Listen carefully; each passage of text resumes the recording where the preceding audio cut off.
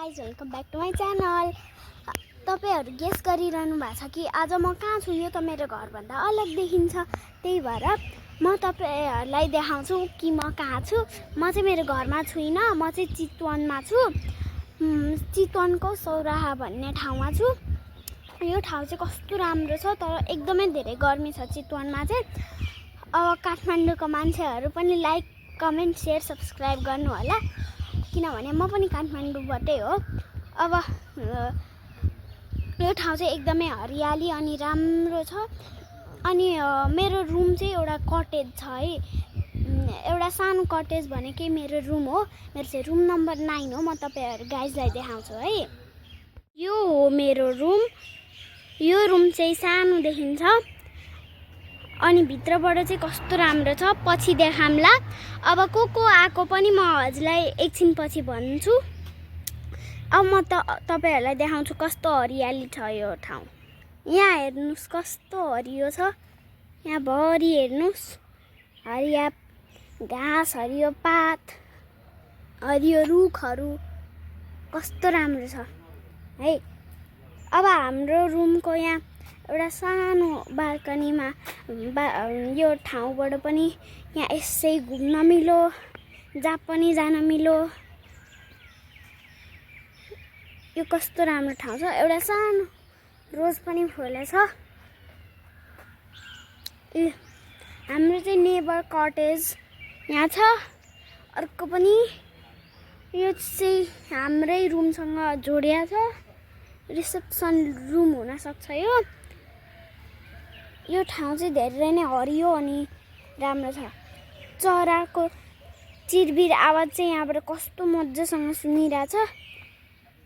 Guys listen carefully. Guys अब मेरो room चाहिँ यस्तो छ। रेट इट आउट अफ 10 है। Zoom, let's go. यो मेरो रुम। मेरो मामु यहाँ हुनुहुन्छ।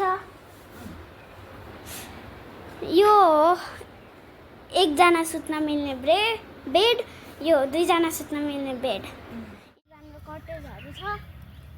आफै हेर्नु। मलाई चाहिँ यो ठाउँ एकदमै मन पर्यो। वाउ,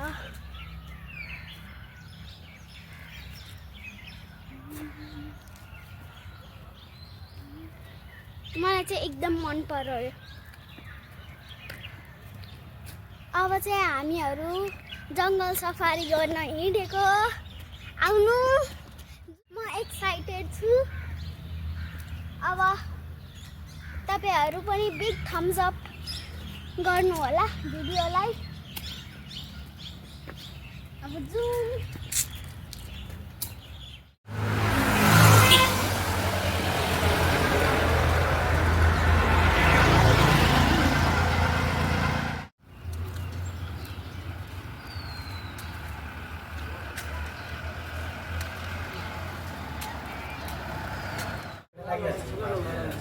गाइज हामी यहाँ चाहिँ टिकट काट्दैछौँ।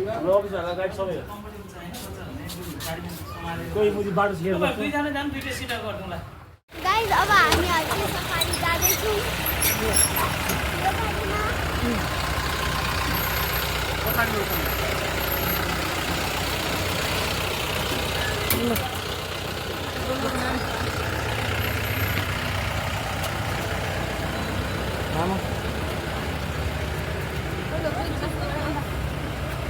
मैले चाहिँ यो टोपी हामीले उडाउँछु भनेर यसरी लाएँ।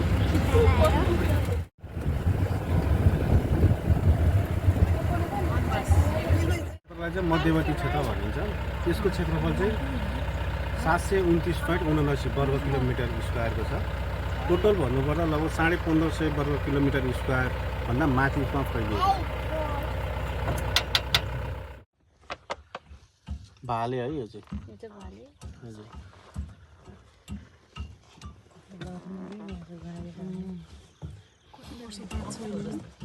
तिनीहरुको आई खाऊ भनेको नमाने भन्यो अनि अहिले तर मटन बनाउने हाल्नु होला यसमा हाल्नु।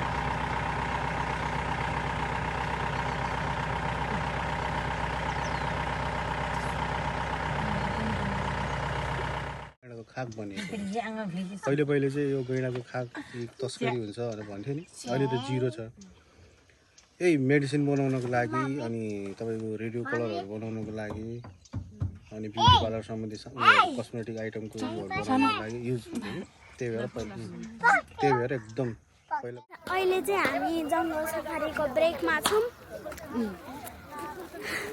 चिया खान रोकेको छ हामीले चाहिँ अलिकति फोटोहरू पनि खिच्छौँ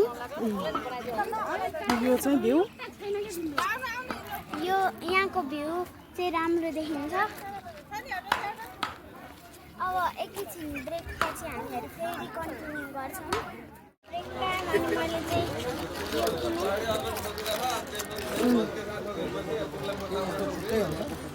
भित्र छ यो हालत त्यो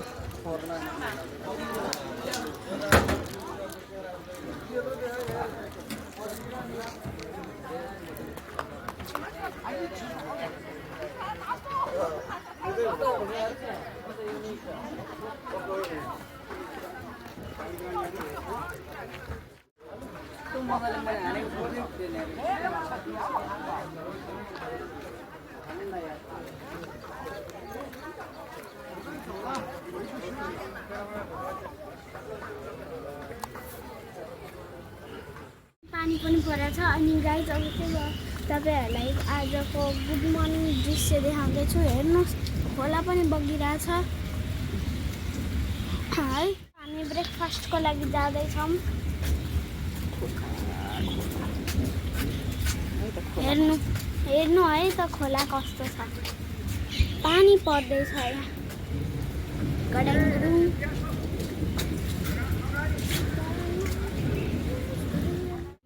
ब्रेकफास्ट गर्दैछु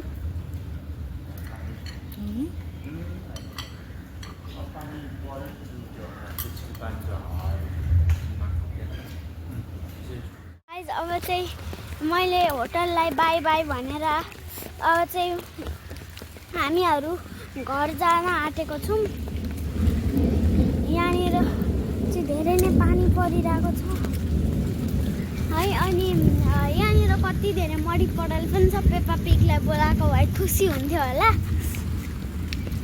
अब हामीहरू घर जान आँट्या अब चितवनलाई बाई बाई भनेर काठमाडौँ जाने हो हामी